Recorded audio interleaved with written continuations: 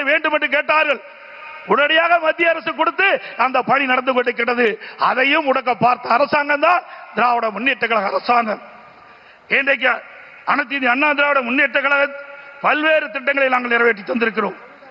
தத்தனேரி முதல் ஆரப்பாளையம் வரை பேருந்து நிலையம் வரை புரட்சி தலைவர் அம்மா பாலம், மதுரை கோரிப்பாளையம் பெரிய பாலத்திற்கு இணையாக புதிய பாலம், அதற்கு புரட்சி தலைவர் எம்ஜிஆர் பாலம், அரசு ராஜாஜி மருத்துவமனை ரூபாய் 250 கோடி ரூபாயிலே அதை தரம் உயர்த்திருக்கிறோம். மதுரை காமராஜர் பல்கலைக்கழகம் 50 கோடியிலே உயர்மட்ட பாலம். ஸ்மார்ட் சிட்டி திட்டங்கள் மத்திய மாநில அரசு சுமார் 1100 கோடி ஒதுக்கப்பட்டிருக்கிறது.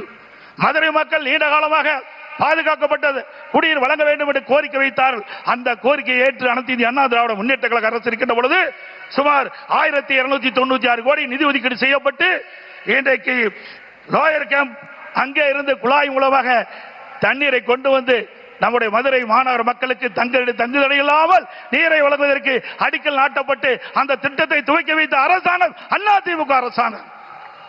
அதுபோல மதுரை மாநகருடைய போக்குவரத்தை குறைப்பதற்காக சுமார் 27 கிலோமீட்டர் சுற்றுச்சாலை அமைத்துக் கொடுத்ததும் அதிமுக அரசாங்கம். முடக்கு சாலை பறக்க பாலம் 50 கோடி. அதே போல கோவை கொடிசியா அங்க இருக்கின்ற அதே போல மதுரையிலே சிட்டி சென்டர் மிகப்பெரிய அரங்கம் அமைக்கப்பட்டிருக்கின்றது.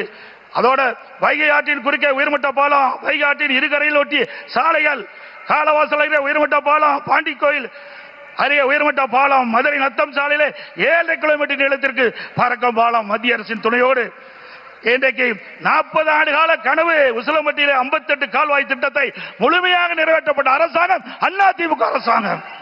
வைகை குண்டாறு திட்டம் ஏற்கனவே பாட்டாளி மக்கள் கட்சியுடைய மரியாதைக்குரிய முன்னாள் மத்திய அமைச்சர் திரு அன்புமணி ராமதாஸ் குறிப்பிட்டதை போல காவிரி குண்டாறு திட்டத்தை நாங்கள் துவக்கி வைத்தோம். அதையும் முடக்கிய அரசாங்கம் திமுக அரசாங்கம். அதே போல வண்டியூர் கண்மாய் சீரமைக்க நிதி ஒதுக்கியது. அதை ஸ்டாலின் ஸ்டிக்கர் ஒட்டி திறந்து வைத்திருக்கின்றார்.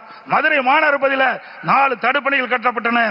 இப்படி அதோட மதுரை விமான நிலையம் விரிவாக்கம் செய்வதற்காக அனைத்து இந்திய அண்ணா திராவிட முன்னேற்ற கழக அரசு கேட்டபோது அதற்கு முயற்சி எடுத்தோம். மத்திய அரசிலே நாங்கள் பல முறை வேண்டுகோள் விட்டதின் அடிப்படையிலே அந்த சாலையிலே அண்டர் பாஸ் அமைத்து கொடுக்க வேண்டும் என்று கேட்டார்கள். அதுக்கு அனுமதி கொடுத்தோம். அந்த திட்டத்தையும் முடக்கிய அரசாங்கம் திமுக அரசாங்கம். அதே போல தூத்துக்குடி விமான நிலையம் விரிவாக்கம் செய்யப்பட்டிருக்கிறது. ஸ்டாலின் குறிப்பிடுகிறார், மத்தியில இருந்து எந்த திட்டத்தையும் வரவில்லை, தமிழக வளர்ச்சி பெறவில்லை என்று.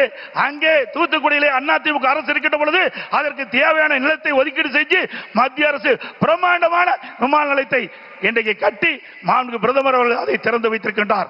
அதே போல தூத்துக்குடி அங்க இருக்கின்ற துறைமுகம் விரிவாக்கம், வஉசி சிதம்பரம் துறைமுகம் கிட்டத்தட்ட 1500 கோடி விரிவாக்கம் செய்ய இருக்கின்றன. அதே போல பல தேசிய நெடுஞ்சாலைகள் இன்றைக்கு மத்திய அரசு மூலமாக அமைத்திருக்கின்றது.